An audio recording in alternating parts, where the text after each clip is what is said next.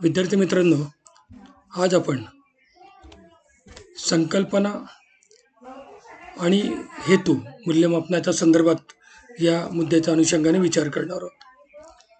मूल्यमापनाची संकल्पना जर आपण बघितली त्या ठिकाणी, तर सर्वप्रथम आपण व्याख्या पाहूया.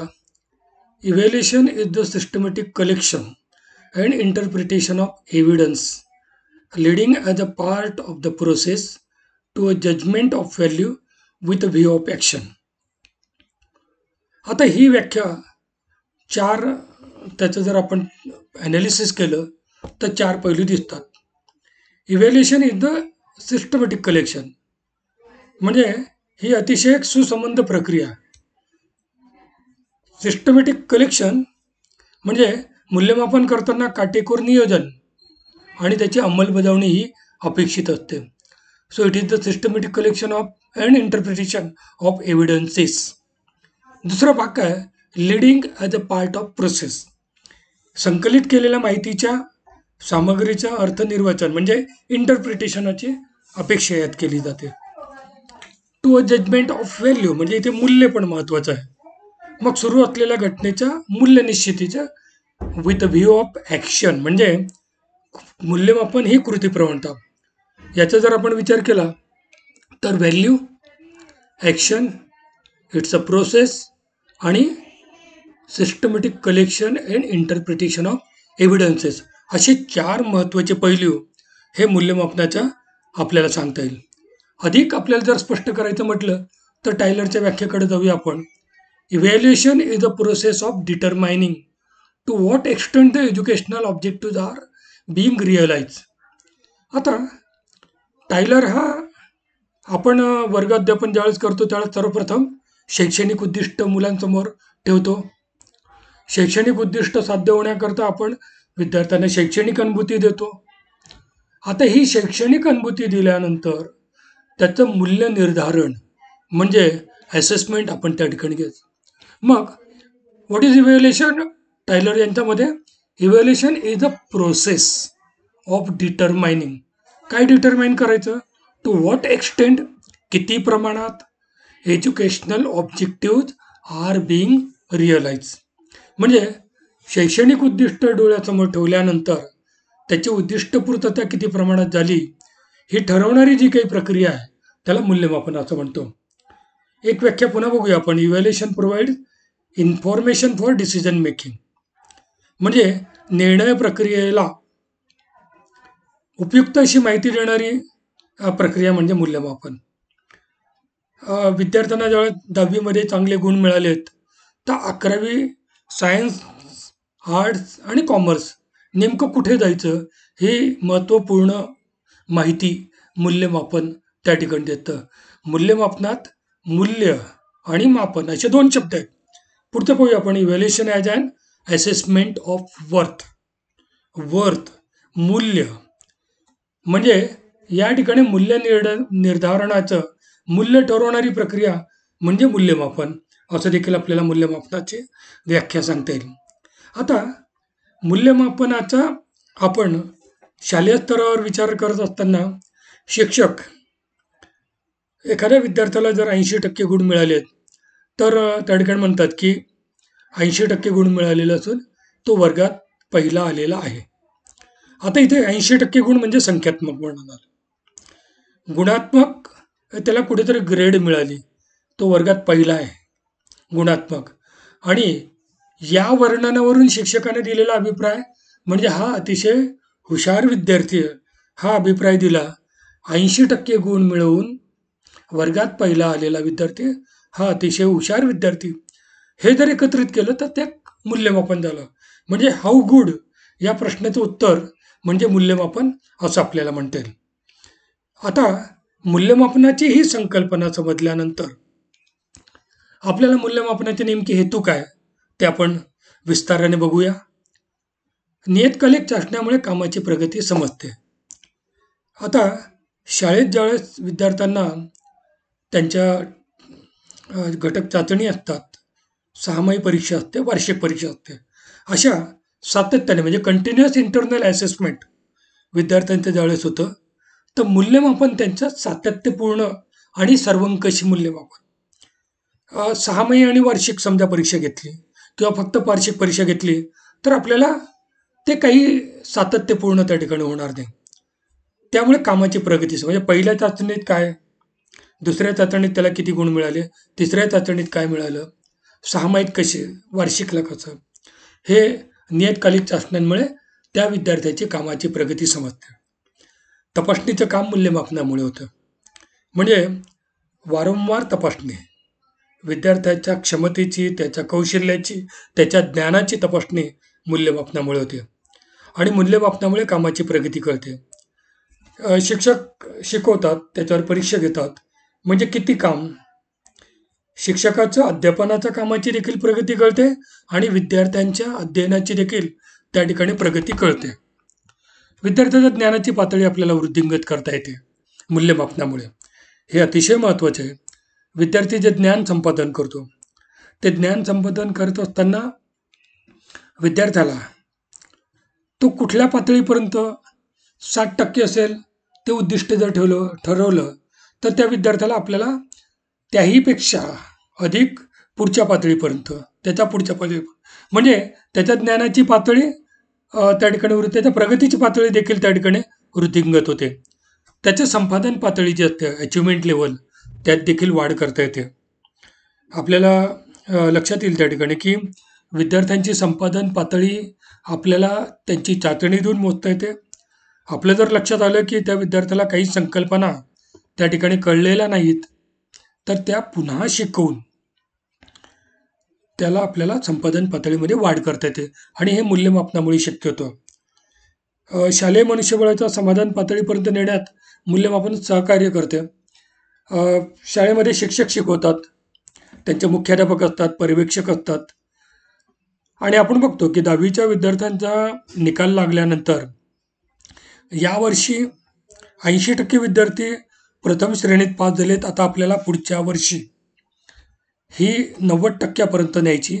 आपल्याला विद्यापीठात विद्यार्थी आणायचे, म्हणजे त्यांना त्या पातळीपर्यंत न्यायचं. विद्यार्थी 100% पास होतील या दृष्टिकोनातून प्रयत्न करायचे. ही समाधानाची पातळी, ही उद्दिष्टाची पातळी नेण्याकरता मूल्यमापन उपयुक्त ठरतं.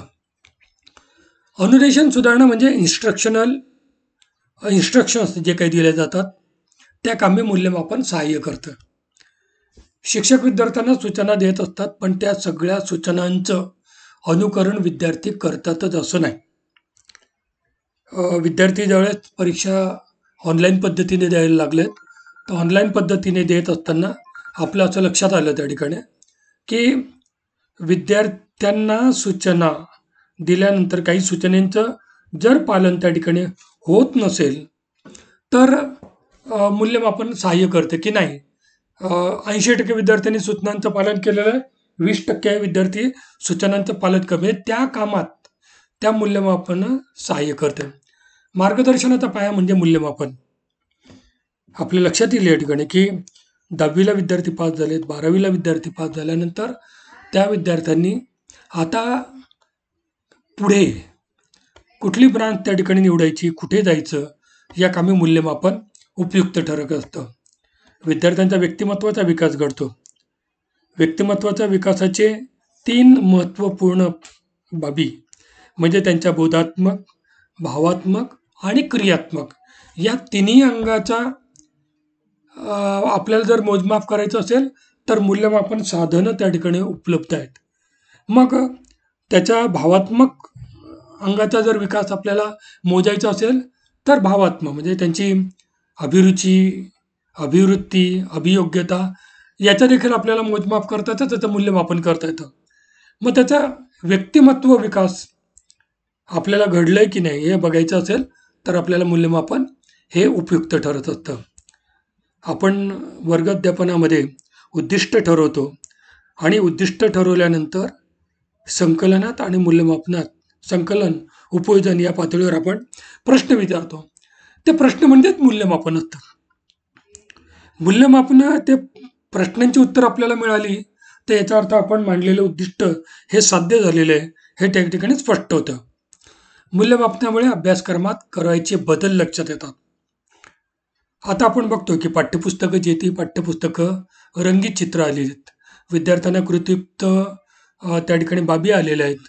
प्रयोग असतील तर प्रयोगासंदर्भात अनेक त्या ठिकाणी सूचना त्या ठिकाणी आलेल्या आहेत.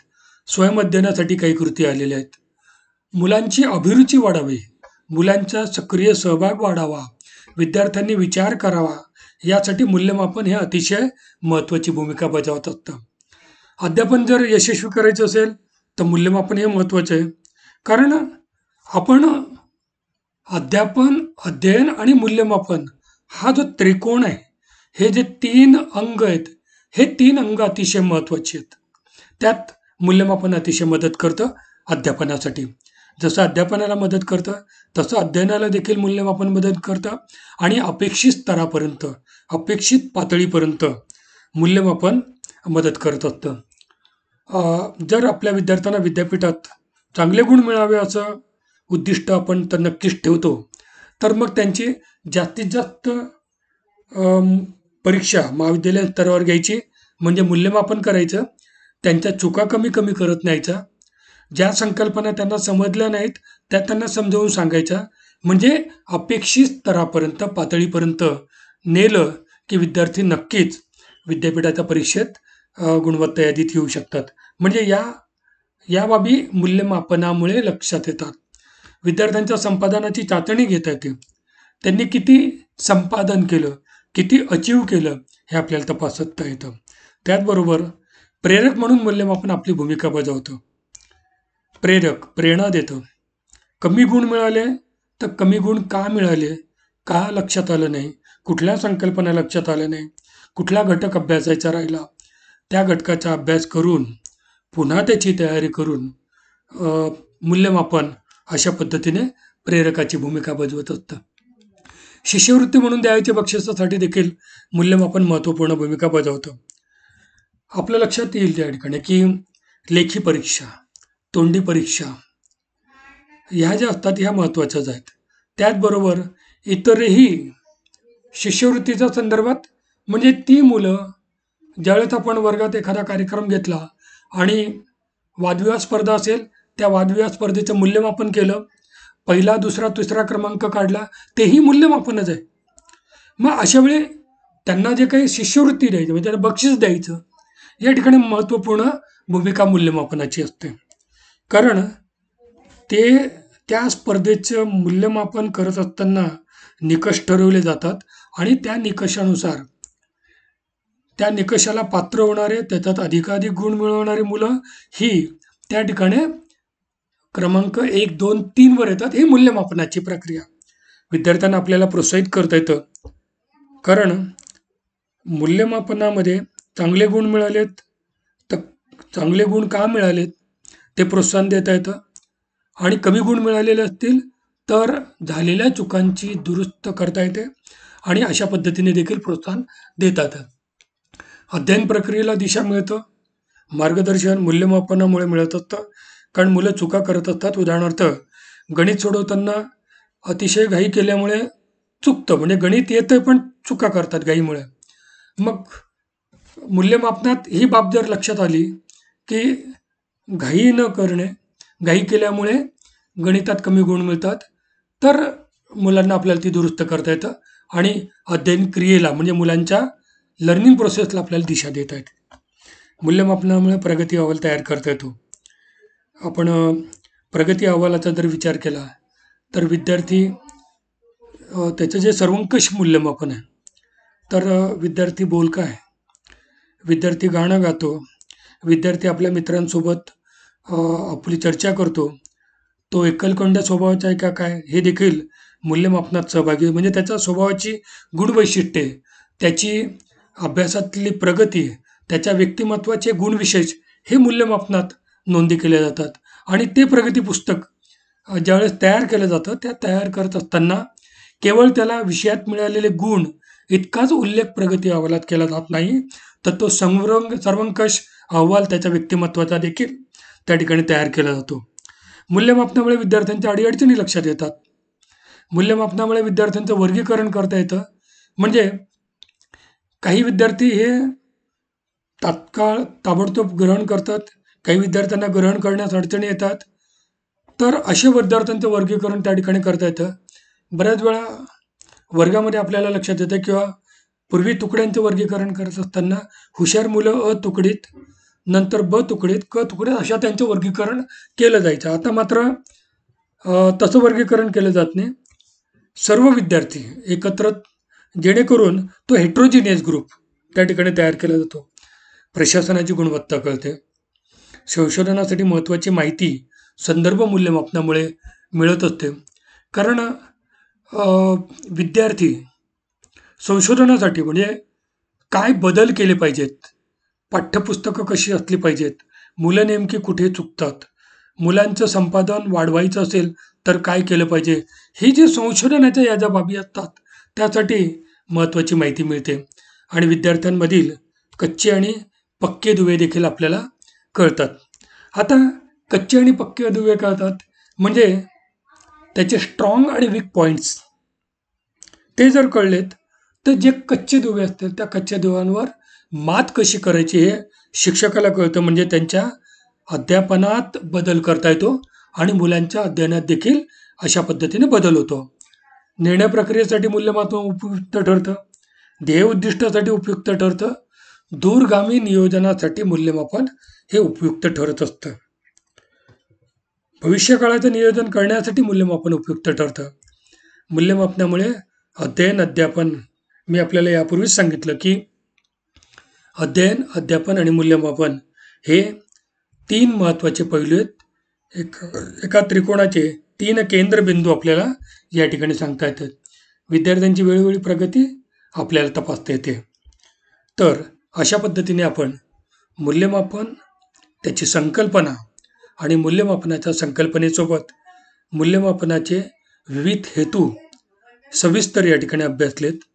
मूल्यमापन हे हाऊ गुड या प्रश्नाचे उत्तर देतं.